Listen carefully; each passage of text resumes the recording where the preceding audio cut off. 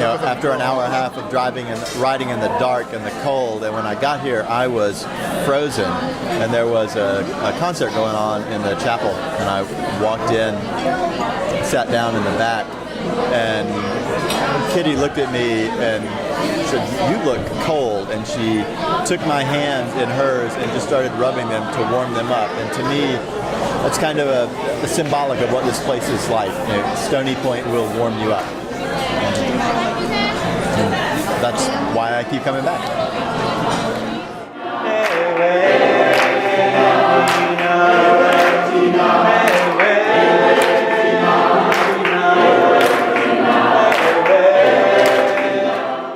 So the reason we've asked you all here this weekend is because we know that we need more legs.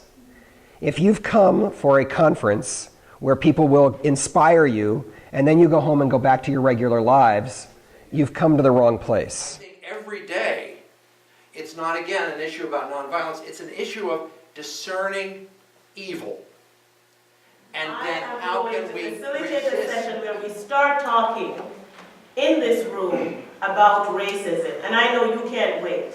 There is no keynote speaker at this event. We have intentionally said, rather than one keynote speaker to inspire us and send us back, what we're looking for are the organizers who have been on the ground in each of our core areas and who are willing to help us continue to strategize about how every one of you and every one of your faith communities can grow the circle and the work. There's a violence in not thinking I know all the answers and really kind of holding that question for myself. And because we are all plugged in, whether or not we know, we're all plugged into those systems, racism exists, and we're part of it, one way or the other. When you're passive, you're actually complicit. You're actually enabling the structures to remain in place.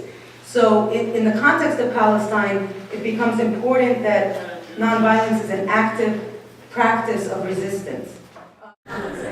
Just the community that's gathered here, the energy that I get from the other people, the idea that there are other people out there who are feeling the same way as I am about peace, justice issues, about nonviolence, and it's very encouraging to be with other people who are like-minded.